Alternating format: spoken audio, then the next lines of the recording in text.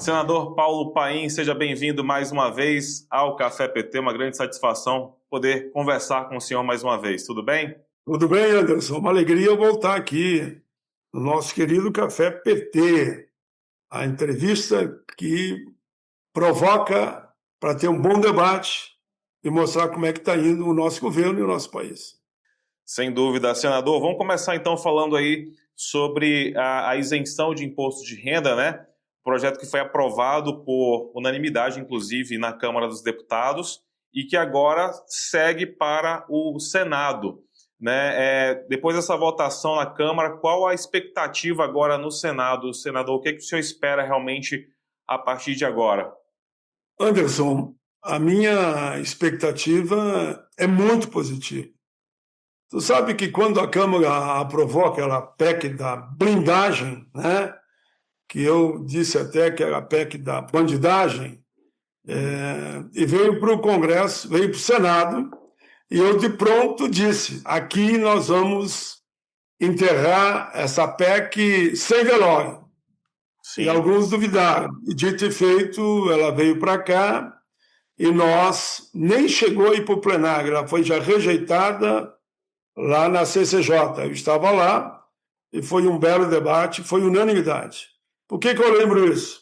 Claro que eu lembro, também é importante, você sabe a minha ligação com os movimentos sociais, a importância daquela grande mobilização nas ruas de todo o país, onde eu falei aqui na tribuna, que entre comparado o que aconteceu no Brasil, inclusive no exterior, em diversos países, no mínimo 2,5 milhões de pessoas foram às ruas contra aquela PEC. Aqui, nesse caso específico, de um tema também tão importante, que é a redução do imposto de renda sobre o trabalhador, principalmente para aqueles que ganham até R$5.000, que pagariam imposto zero, e até 7.350 fica aí uma escala decrescente, né? Cada vez vai pagar menos também até esse limite, que é mais do que justo, né? É mais do que justo. E respondendo diretamente uma pergunta com a introdução que eu fiz, eu te digo que eu não tenho nenhuma dúvida que a redução para R$5.000 e que esses que ganham até R$5.000 não paguem imposto de renda e que até 7.350 haja também uma escala decrescente para que eles paguem menos, será aprovada aqui, entendo eu, inclusive de forma rápida, né? E não duvido que seja unânime, inclusive. Que na Câmara foi unânime, viu? Quando deu 493, embora lá tenha 513, foi porque alguns faltaram, mas os que estavam no painel, os que registraram a presença, todos votaram a favor do projeto do governo Lula, que faz justiça, redistribui renda. Por isso eu reafirmo que eu não tenho nenhuma dúvida. Esse mês vai ser votado e provavelmente vai ser também por unanimidade. Eu espero até que seja na primeira quinzena. O Davi Alcolumbre está muito firme, só disse que o Davi Alcolumbre está muito firme, como foi na PEC da blindagem, né? Também nesse tema ele está muito firme e eu estou muito tranquilo, que claro que é bom nós fazer sempre o bom combate, né? Se necessário for. Se for votado por unanimidade, melhor ainda. E você acredita que ela vai direto para o plenário, senador, ou ela deve passar por alguma comissão ainda antes? Olha, normalmente aqui no Senado eles pedem que passe por uma comissão. Mas, pelo menos por uma, né? Mas se houver entendimento no colégio de líderes, ela pode ir sim diretamente para o plenário e a gente resolve tudo isso de forma muito rápida. Senador, a isenção de imposto de renda, né, faz parte, inclusive, de uma promessa de campanha do presidente Lula, como o senhor já adiantou aqui, ela passou na Câmara, espera-se que ela passe também no Senado. Agora, como o senhor avalia, senador, que essas medidas elas vão ajudar realmente, né, a diminuir a desigualdade tributária no país? Olha, porque que nós assim entendemos que o dinheiro do trabalhador eu sou um dos mentores da política de salário mínimo, é um dinheiro que vai todo para alimentação, para o aluguel, para comprar roupa, ou para pagar a prestação da casa própria, para comprar remédio, enfim, para cuidar da saúde e do bem-estar da família. Então, se você de imediato diz que esse dinheiro o trabalhador não pagará mais imposto de renda, é o dinheiro que vai ficando à disposição dele, né? Isso, para mim, é uma forma de distribuir renda. Até 5 não paga nada e até 7.350 pagará de forma decrescente. Então, não tenho nenhuma dúvida, por isso que foi tão aplaudida essa decisão pelas centrais, pela federação, confederação, para a sociedade civil, significa passos para termos mais alimento na mesa do trabalhador. Antes da aprovação na Câmara, senador, a gente viu, inclusive, várias manobras, né, da extrema-direita, da oposição, principalmente da extrema-direita, de tentar barrar pautas importantes como essa da isenção do imposto de renda para quem ganha até R$5.000. Tivemos aí uma grande mobilização, como o senhor já citou aqui, somando aí mais de 2 milhões de pessoas em todo o Brasil pedindo, né, contra a PEC da blindagem e a favor de pautas que realmente importam à população, né, como a isenção de imposto de renda, fim da escala 6x1, que daqui a pouquinho eu queria conversar também com o senhor sobre isso. Enfim, são inúmeras ações que realmente importam ao povo brasileiro. Ainda sobre essa manifestação do dia 21 de setembro, senador, o senhor acha que ela foi realmente importante para pressionar o governo a que realmente votasse a favor do PL para poder isentar o imposto de renda? E como o senhor avalia que deve haver, se deve haver de repente, uma manobra também daqui para frente para que outras pautas importantes sejam travadas, inclusive aí usando a PEC da anistia, por exemplo? O senhor acha que é possível ver outras manobras como essas que a gente acompanhou da extrema-direita? E como o senhor avalia também essa manifestação do dia 21 de setembro? Olha, deixa eu falar uma frase que no longo da minha vida eu acabei reconhecendo e gostando, uma frase do povo, né? Onde diz que a voz do povo é a voz de Deus, né? É a voz dos que mais precisam. E essa mobilização que houve em todo o país, ela repercutiu positivamente aqui no Senado, mostrando que o nosso povo está olhando para o Senado, está pressionando Câmara e Senado para que aqui haja uma pauta, que eu digo, positiva.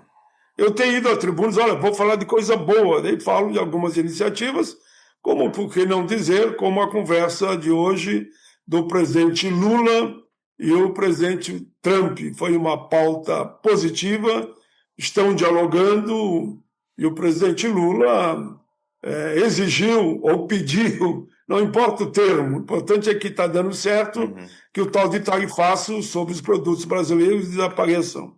E o povo tem exigido isso, e tem dado certo.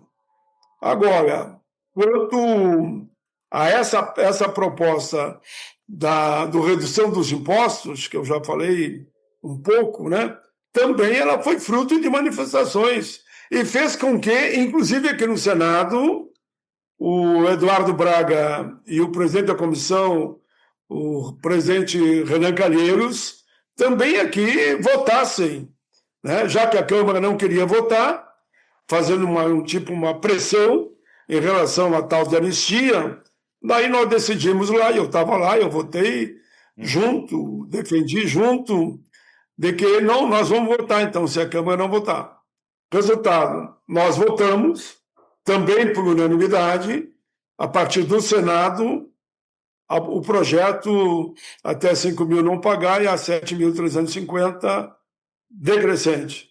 Dito e feito, ali 2 dias a Câmara se movimentou e também aprovou. Agora já está aqui no Senado.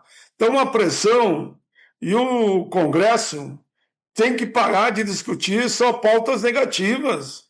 Por amor de Deus, o povo quer pautas positivas. quer saber como é que fica a saúde, como é que fica a educação, como é que fica o imposto de renda, né? Como é que fica a redução de jornada, como é que fica o direito dos trabalhadores, como é que fica a previdência, que com a pejotização, eu falava agora mesmo com o senador Contarato, né, sobre um projeto que ele tem e de uma audiência pública que eu já fiz, a pejotização é um ataque também à previdência. Está comprovado, se continuar aumentando a pejotização até para supermercado, quem trabalha em supermercado, seja o que empacota lá, o que entrega a mercadoria, nós não teremos quem contribua para a Previdência no futuro, se a moda pega. E por isso nós estamos trabalhando muito para que pejotização só para áreas específicas. As outras todas têm que ser CLT, carteira assinada, e por isso que eu sou, inclusive, o autor do Estatuto do Trabalho, e tenho também uma PEC ainda de 2015, que garante a redução de jornada na linha de acabar com o modelo 6 por 1, para avançarmos para 40 horas no primeiro momento, e dali para frente 1 hora por ano até chegar a 36. Perfeitamente, senador. Ainda sobre a anistia, né? Como que a bancada do PT no Senado está acompanhando essas discussões aí sobre o projeto na Câmara e qual a expectativa, né, de tramitação no Senado? O que o senhor espera aí quando essa PEC chegar ao Senado, se ela realmente chegar ao Senado?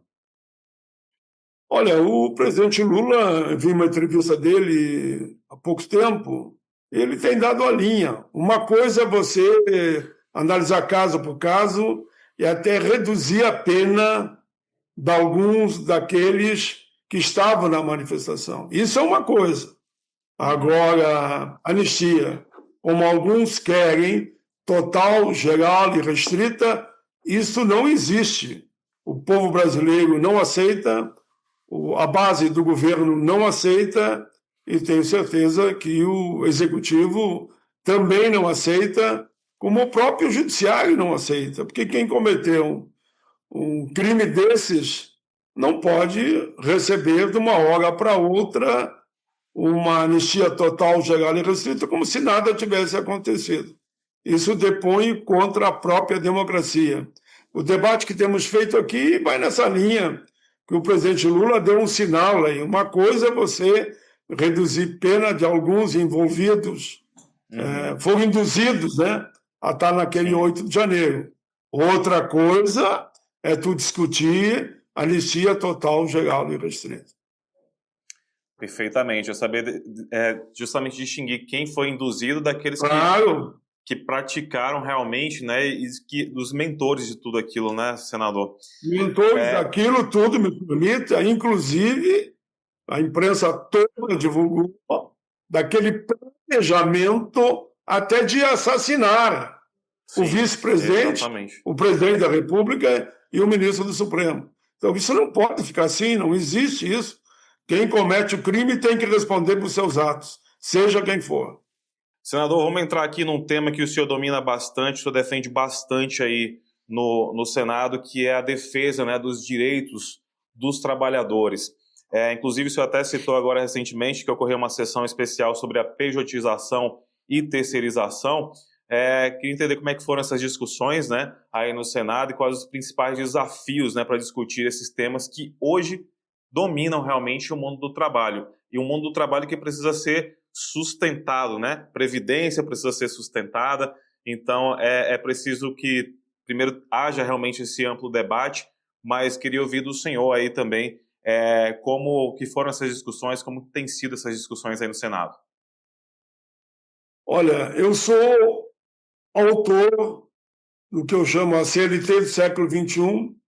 Autor não, sou relator. A sociedade civil entregou na Comissão de Direitos Humanos, na época ainda que eu era presidente, que foi até o ano passado, e eu, de pronto, avoquei a relatoria e estou, inclusive, viajando o país e discutindo a defesa, eu digo já a defesa dos direitos dos trabalhadores. Isso não quer dizer que a nossa CLT não tenha que ser atualizada. Certo. Não significa abrir mão de direitos e permitir, por exemplo, essa tal de pejotização, onde por esse caminho que entra também no mundo do trabalho, você não paga, só vou dar exemplo, nem a Previdência. E é bilhões e bilhões que, conforme os estudiosos, a Previdência irá perder. E se a moda pega, como disse o próprio presidente do Tribunal Superior do Trabalho, ele disse, bom, se a moda pega, qual é o empregador que não vai querer botar os seus empregados nesse método de negar tudo aquilo que está na CLT, praticamente tudo, né? Que não paga imposto, não paga o fundo de garantia, férias, 13º, e tudo fica a ver navios, mas principalmente a contribuição do empregador paga a Previdência. Devido a isso, que eu, muito preocupado, primeiro tem que ter limite à pejotização. Sim. Não é que eu proíba de alguém aqui a colar, na área jurídica, enfim, tem alguns PJ, mas botar dentro da indústria, dentro do comércio, tudo PJ, só para fugir da CLT, é uma fraude, é enganar o povo trabalhador, e é isso que, inclusive, no Estatuto do Trabalho a gente barra. Nós temos que assegurar os direitos dos trabalhadores que está na CLT.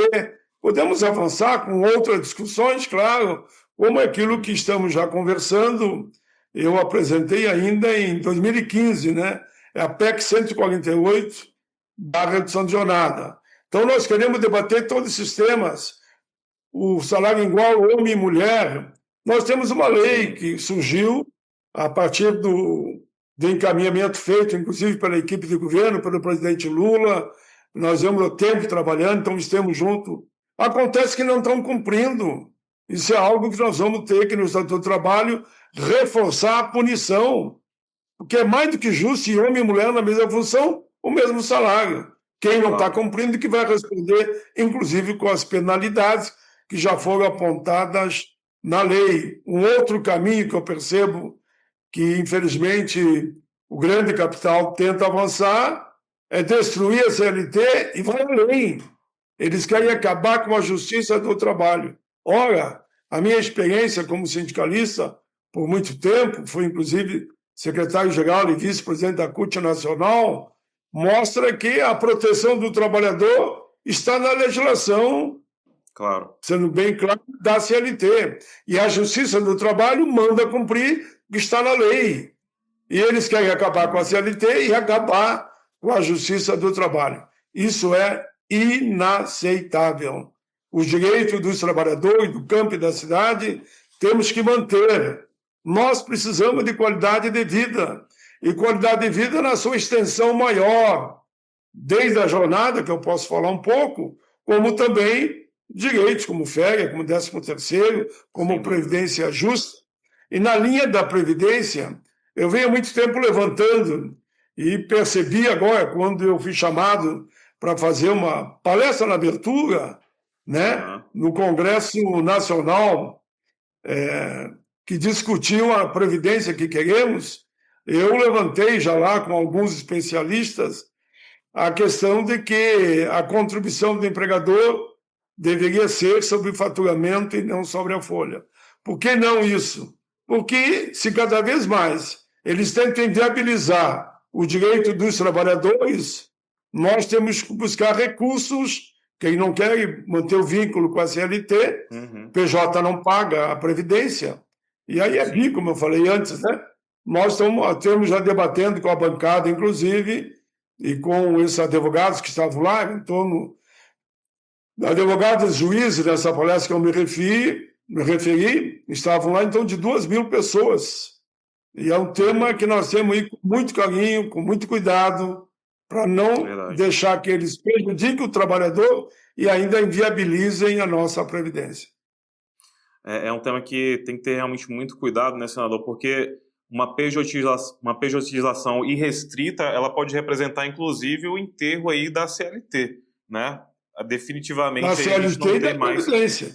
E da Previdência, sem dúvida. Porque eles não pagam a Previdência, os PJ, né? Como eles não pagam, veja, você falou bem, enterra a CLT e enterra a Previdência. E daí, como perguntou esse juiz que eu me referi, foi uma palestra de todos que estavam lá, aqui no plenário, eu estava presidindo, brilhante, de todos os convidados. Mas como perguntou o presidente do Tribunal Superior do Trabalho, quem vai pagar a Previdência? Quem vai pagar o Fundo de Garantia? À medida que a pejotização, segundo ele disse, já aumentou 4 vezes mais daquilo que era há 4 anos atrás. Senador, o senhor já, ainda dentro dessa questão da pejotização, o senhor já pensou, mais ou menos assim, quais são os limites, ou qual o limite da pejotização, ou isso ainda está sendo discutido? Nós estamos já discutindo aqui no Congresso, e com o senador Contagato, nosso grande companheiro valoroso, tem um projeto nesse sentido, que eu já pedi para ele que gostaria de relatar. Esse é um caminho. Mas também na audiência pública, eu perguntei para juízes vinculados lá na Matra, por exemplo, que estavam lá e falaram muito bem. Eles, olha, podemos até discutir uma nova legislação, mas hoje a CLT já protege o trabalhador. Estou respondendo o que ele respondeu de uma pergunta que veio para a mesa e eu remeti a ele. E ele disse, todos devem acionar a justiça. É só o Supremo sair da posição que ele estaria mantido até o momento, que ele diz que esse tema de pejotização, se deve ser justiça trabalhista ou não, deve ficar congelado por um tempo. Nós entendemos que não deva ficar congelado. Sim. Enquanto não tiver uma outra decisão, a Justiça do Trabalho é o canal para decidir sobre isso. E segundo o juiz que falou com muita firmeza, pode recomendar que entre com ação, que a Justiça do Trabalho há de se posicionar a favor da CLT e dos trabalhadores. Até porque o trabalhador também não pode ficar desamparado enquanto o STF não toma uma decisão em relação a isso, né, senador? Exatamente. O ministro Marinho, eu vi até uma entrevista dele, do ministro Marinho, muito firme nesse sentido. Que ele ligou até lá para o Supremo Tribunal Federal que não dá para ficar parado esperando, digamos, o vento.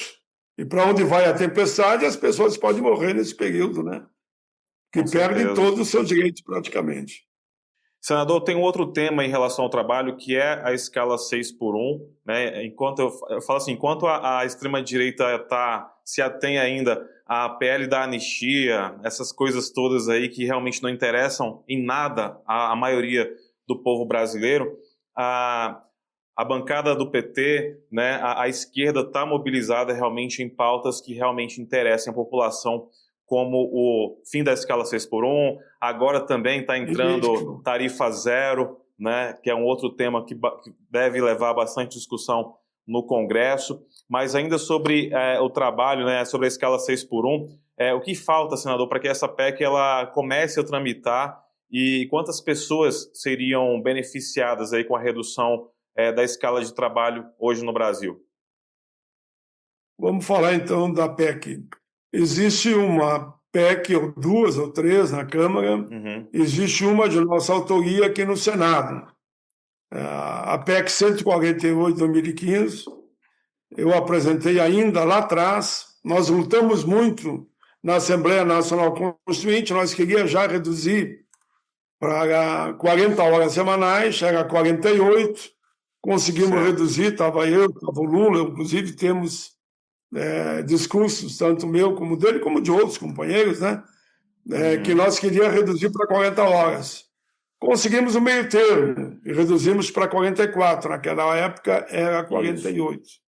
De lá para cá nós fomos trabalhando para tentar reduzir, passaram quase 40 anos. E o mundo do trabalho mudou, com automação, como eu sempre digo, robótica, cibernética, né? Agora está aí a inteligência artificial. E enquanto que eles vão diminuindo o número de trabalhadores com carteira assinada que entraram na pejotização, nós, pelo outro lado, temos com a mesma jornada daquele período. Então, é a hora para manter os empregos. Eu não sou contra a inteligência artificial, a automação, enfim, do avanço da tecnologia no mundo do trabalho. A única forma de compensar é a redução da jornada sem redução de salário.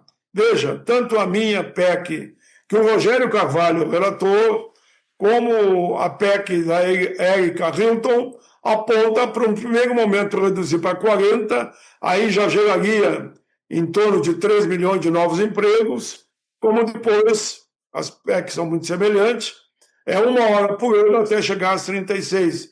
Daí chegaríamos na jornada 4x3. Mas claro que isso a gente entende, que é muito diálogo, muita negociação, né, com o próprio mercado, com os empresários, para construir esse entendimento. O que pode se fazer de imediato, que na Constituinte deu certo, é reduzir 4 horas, de 44 para 40. Tem também proposta na Câmara do Reginaldo Lopes, da Dayana Santos, do Lidberg, e aqui no Senado, além dessa nossa, que é mais antiga, tem também outras PECs que aqui foram apresentadas com o mesmo objetivo. Uma, por exemplo, do Cleitinho, é 40 horas. Outras aqui que estão surgindo vão na mesma linha dessa que eu já apresentei. Tudo isso é positivo. Mostra que senadores e deputados querem a redução de jornada sem redução de salário. Eu tenho dito que isso é uma tendência mundial. Por exemplo, Bélgica, Reino Unido, Espanha, Nova Zelândia, Alemanha e outros. A França já reduziu, inclusive, para 35 horas semanais, né? E caminha também para a jornada de 4x3. Veja, em São Paulo já temos 40 horas em inúmeras empresas, inclusive no ABC paulista. Se reduzirmos, num primeiro momento, para 40 horas, nós estaríamos gerando 3 milhões de novos empregos.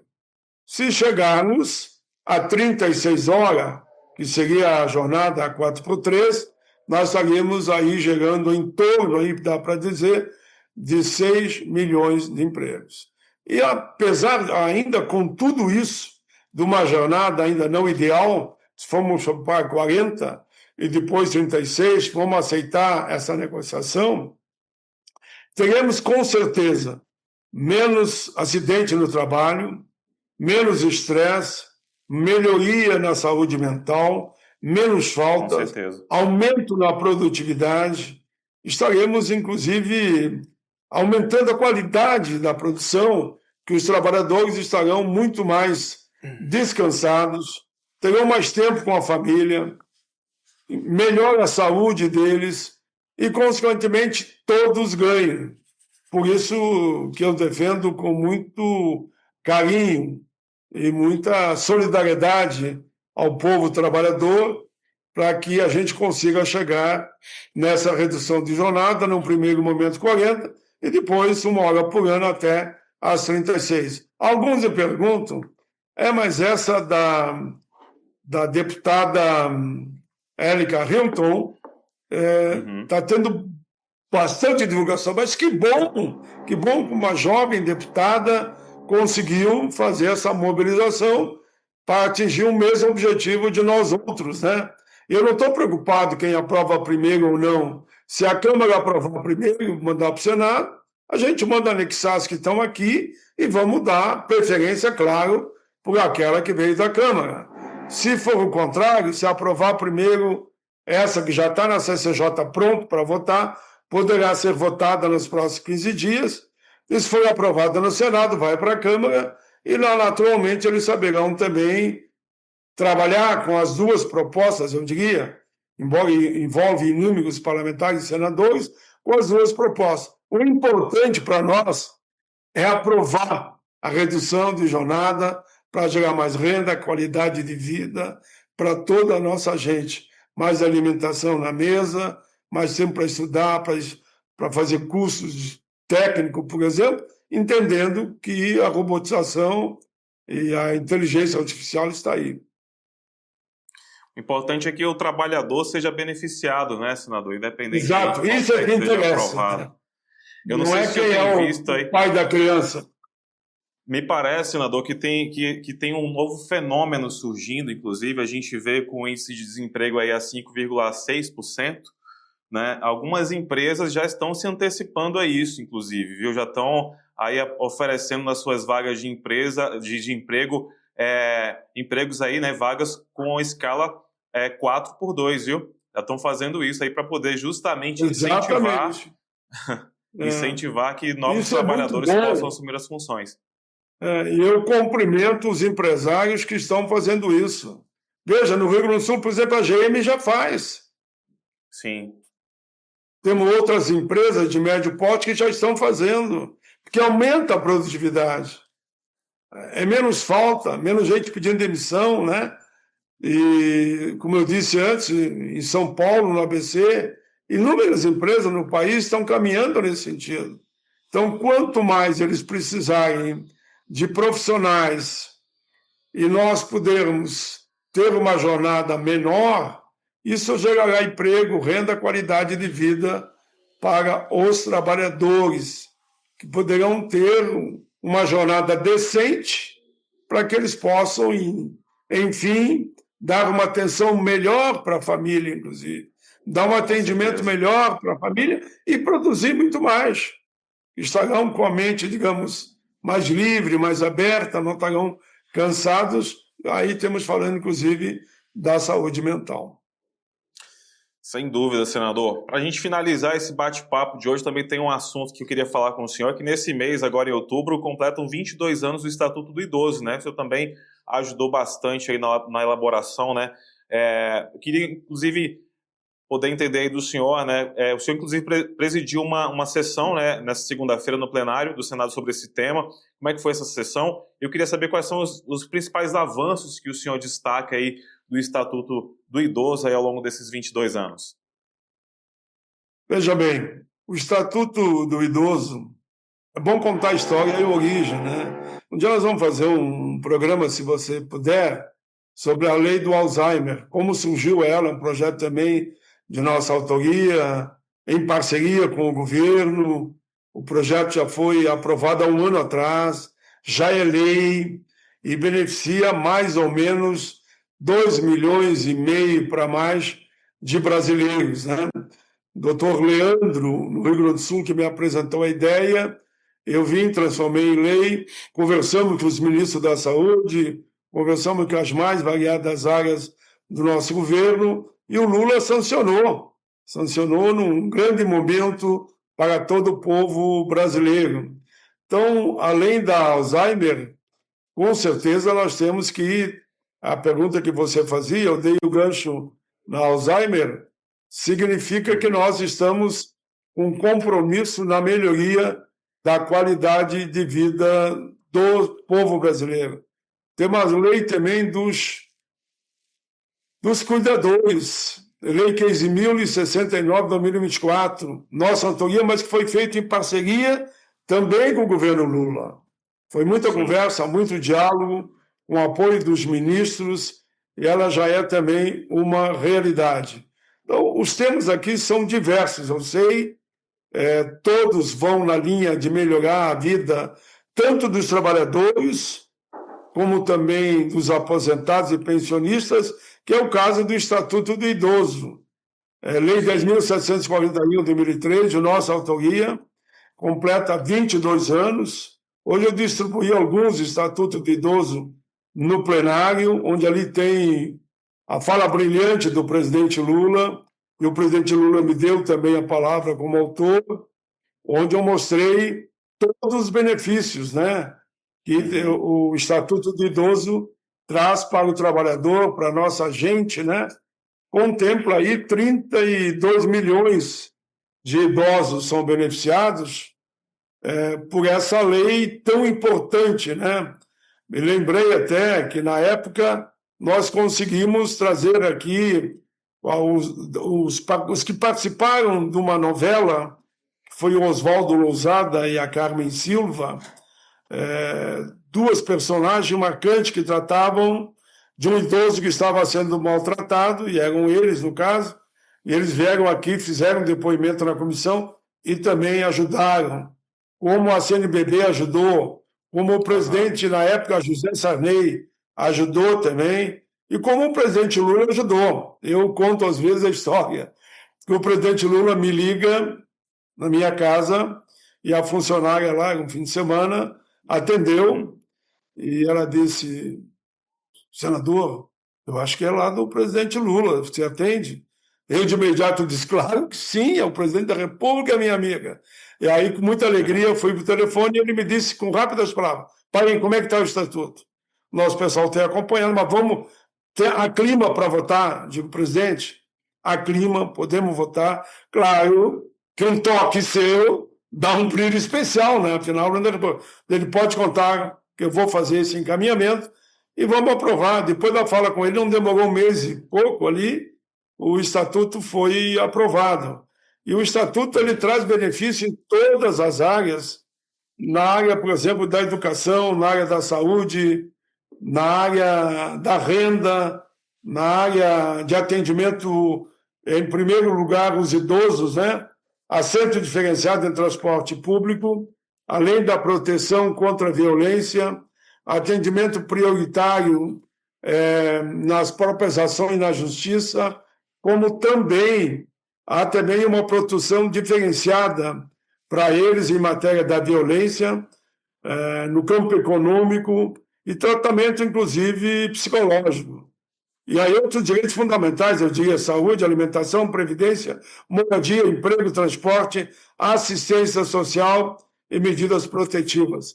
São ali, aquele estatuto, ele reúne o que há de melhor no Brasil havia já na Política Nacional do Idoso e aquilo que nós pesquisamos a nível internacional e ali colocamos. Então, o idoso hoje, com esse estatuto, eu diria que tem um farol das políticas públicas para defender os seus interesses, a sua vida, né?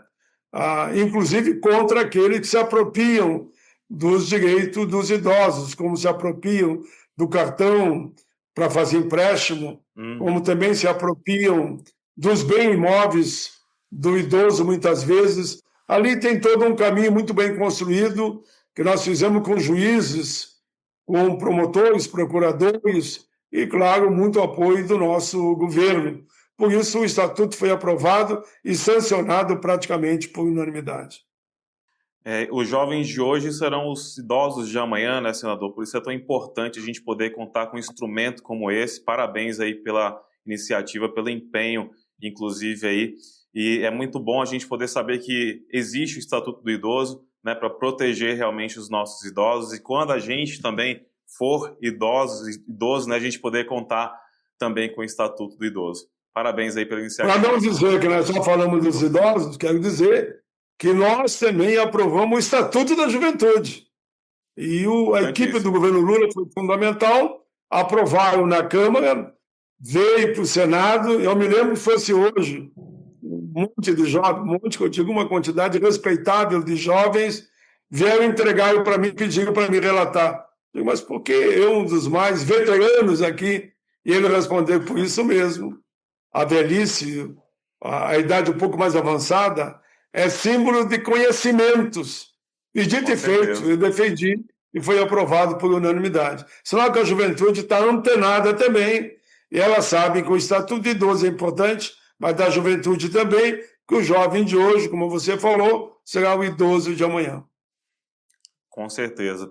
Senador Paulo Paim, satisfação enorme mais uma vez poder conversar com o senhor. Essa pauta a gente pode conversar novamente, né? Como o senhor mesmo sugeriu, o espaço está aberto aqui para a gente poder conversar, vai ser um prazer enorme, viu? Muito obrigado mais uma vez. A satisfação é nossa estar aqui nesse momento em que o Brasil todo debate, o nível da consciência aponta que avançaremos muito mais. O trabalho do presidente Lula, não há quem não reconheça, está excelente, está tendo uma postura clara, muito bem definida, toda vez que ele é procurado. Essa forma como ele dirigiu, com a habilidade de um grande negociador, a questão lá com os Estados Unidos, e temos vindo agora que está caminhando para uma saída que eu quero, eu sou otimista, viu? Que deverá ser positiva. Nós temos que reconhecer muito a habilidade do presidente Lula, do Alckmin, do Haddad, dos nossos homens do Itamaraty, relações públicas. Estamos avançando. Anderson, sempre é uma alegria falar com você nesse espaço aqui da TV PT, Café PT, que é dialogar com o nosso povo, né? e quem fala com o povo, com certeza, tem menos perigo de errar. Eu não quero errar, eu quero caminhar junto com o povo, principalmente nas políticas humanitárias, que é o que o nosso governo está fazendo muito bem. Melhor ainda é a gente saber que a gente pode contar com a sua participação para poder justamente trazer esses esclarecimentos ao povo, à militância do PT que acompanha a gente aqui no programa Café PT e também na TV PT. Muito obrigado mais uma vez, senador. Estamos juntos. Parabéns pelo espaço de vocês, TV PT, Café PT.